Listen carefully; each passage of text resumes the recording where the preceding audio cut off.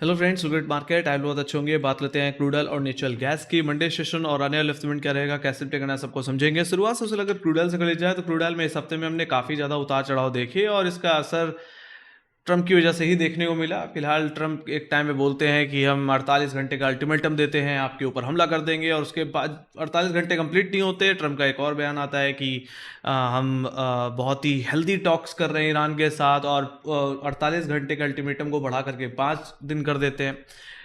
ये न्यूज़ जैसे ही मार्केट में आती है वैसे ही क्रूड ऑयल, जो कहीं ना कि पिछले हफ्ते में काफ़ी अच्छा आउट परफॉर्म कर रहा था, 9500 के लेवल का ब्रेकआउट कंफर्म करता हुआ दिख रहा था। लग रहा था कि यहाँ से अब सीधे 10,000 तक के रास्ता साफ है ना। और पूरी तरह से उससे पानी फिरते हुए क्रूड ऑयल में एक बड़ा ब्रेकडाउन आता है, और ये ऑलमोस्ट कहीं ना कहीं 8% का होता है ना। तो इस गिरावट के बाद क्रूड ऑयल 8,000 के जोन में आकर के सपोर्ट लेता है, बॉटम आउट होता है। और मैंने बताया भी था कि 8500 के बाद अगर कहीं सपोर्ट है तो 8000 के लेवल पे है, जहाँ पे इसका राइजिंग 20 डे एक्सपोनेंशियल एवरेज आता है। तो टेक्निकली बोलूँ तो 20 डे में पे एक डबल बॉटम बना करके वापस रिकवर होता हुआ दिखा।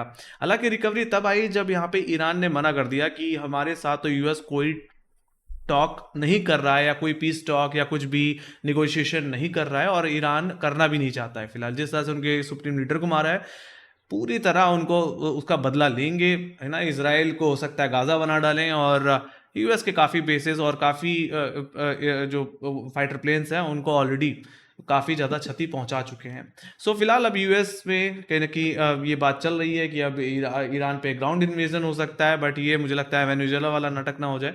So let's see. बट मेरा मानना है ये जियोपॉलिटिकल टेंशंस जब तक एस्केलेट करेंगी, क्रूड ऑयल के प्राइसेस को सपोर्ट मिलता रहेगा, है ना। और क्रूड ऑयल देख सकते हो 8,000 पे था, और सिर्फ 2 दिन के अंदर, 2 से 3 दिन के अंदर वापस 9,400 रुपए के लेवल्स पे आ गया। वहीं पे आ गया है जहां पे हमने पिछले हफ्ते क्रूड ऑयल के प्राइस को आखिरी दिन में क्लोज होते हुए देखा, एक ओवरऑल 9400 के करीब। बाकी लेवल्स सब सेम है, कुछ खास ज़्यादा यहाँ पे बताने लायक नहीं है। बट यस, मंडे की एनालिसिस वीडियो तो टेक्निकल एनालिसिस करना तो बनता है, तो यहाँ पे सीधे लेवल्स की बात करूंगा। तो यहाँ पे जो हर्डल है मंडे सेशन में गाइस, वो 9400, 96 सॉरी 9500 और 9616 के लेवल्स पे देखने को मिलता है। 9616 इस हफ्ते का हाई है, और 9500 एक बड़ा कॉल्टर का जोन है।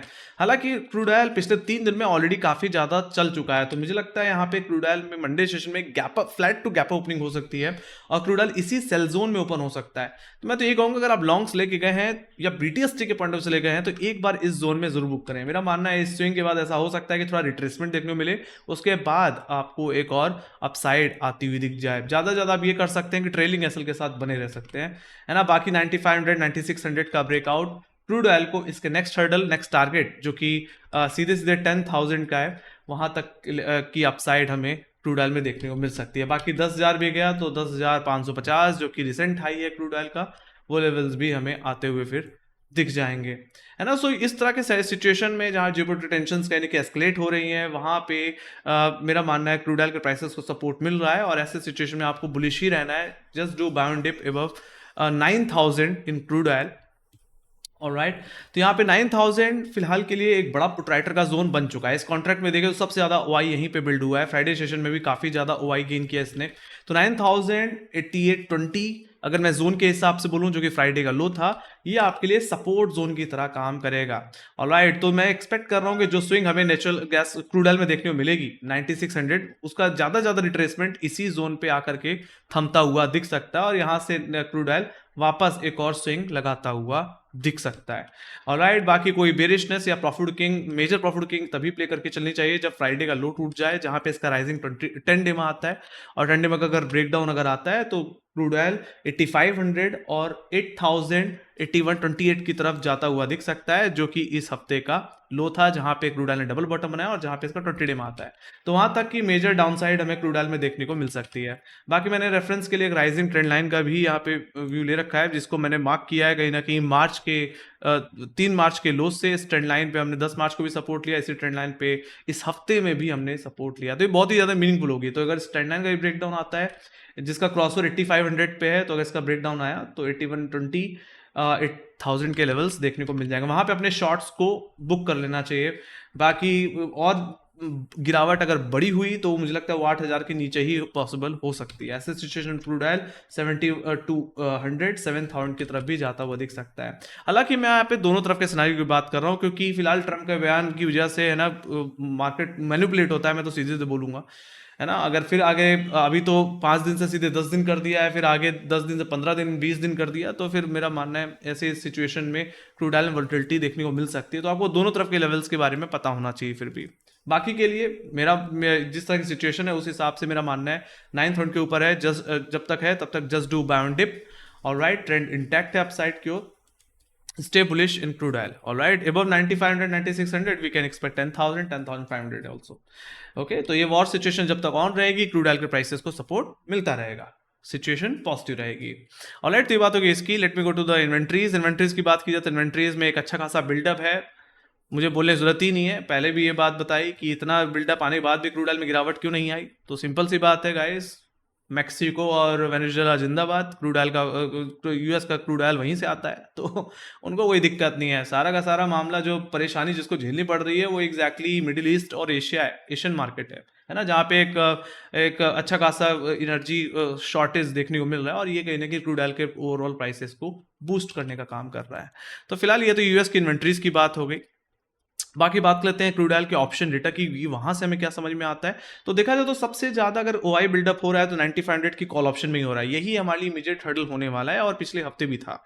यहाँ पे 2544 का ओआई बना हुआ है, और मेरा मानना ये निकल जाता है तो उसके बाद सीधे हमें सबसे ज्यादा फिर इसके बाद कहीं ओआई बिल्डअप होते दिख रहा है तो सीधे 10,000 पे ही देखने को मिल रहा है, जहाँ पे 3,833 का आउटस्टैंडिंग ओआई है।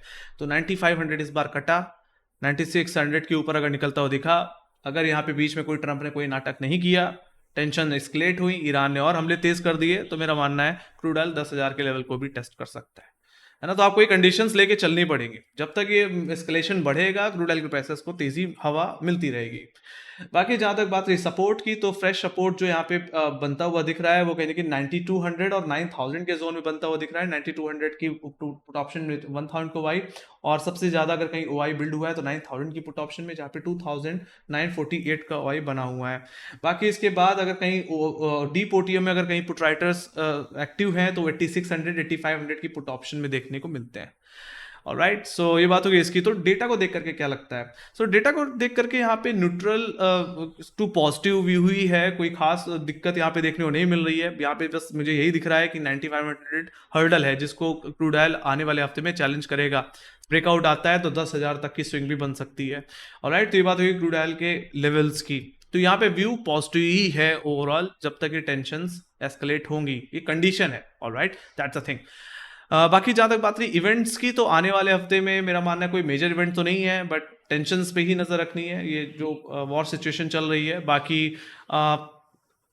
एग्जैक्टली ओपेक प्लस की यहाँ पे मीटिंग भी है, बट वो मेरा मानना है आने वाले हफ्ते में है, सॉरी आने वाले हफ्ते के नेक्स्ट वीक में है ना, आफ्टर नेक्स्ट वीक। सो ये चीज़ मुझे लगता है 7 अप्रैल को देखने को मिलने वाली है, या 5 अप्रैल को मिलने वाली है। तो आई थिंक उसके बाद हो सकता है वहाँ पे प्रोडक्शन को लेकर कुछ बात हो, वो भी हो सकता है क्रूड ऑयल के प्राइसेस को थोड़ा सा वोलेटिलिटी दे।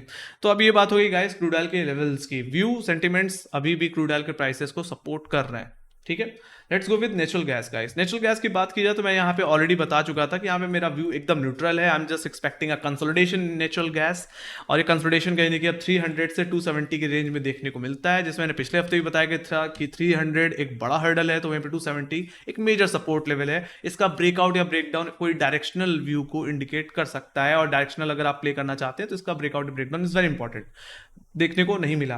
तो देखा जाए तो पहले इन्वेंट्रीज की बात की, तो इन्वेंट्रीज में हम देख पा रहे हैं कि यहाँ पे अब थोड़ा सा इन्वेंट्री में फॉल देखने को मिल रहा है, बट यहाँ पे माइल्ड वेदर वाली सिचुएशन भी है ना, वार्म वेदर है, इतना कोल्ड वेदर नहीं है जो कि नेचुरल गैस के प्राइसेस को बूस्ट कर पाए। अब यहाँ पे जो सिचुएशन है वो यही है ना, वॉर सिचुएशन, जिसमें एलएनजी गैस के शॉर्टेज से कहीं ना कहीं नेचुरल गैस के प्राइसेस को सपोर्ट मिल सकता है, और आई थिंक यही हुआ भी है ना, जहां ईरान ने मना किया उसके बाद नेचुरल गैस के प्राइसेस को भी सपोर्ट मिला है, बट एक दायरे के अंदर मिला है ना। जैसे crude oil out of the box निकला कहीं ना कहीं 5500 6000 के लेवल को निकाल करके क्रूड ऑयल ने एक बड़ा अपसाइड लगाया, वैसा नेचुरल गैस में देखने को नहीं मिल रहा। नेचुरल गैस एक तरह से अभी भी उसी सधे हुए दायरे में ही फंसा हुआ है ना। तो आपको यहाँ पे एक मेजर ब्रेकआउट की जरूरत पड़ेगी, जो कि मुझे लगता है 300 305 पे पॉसिबल है।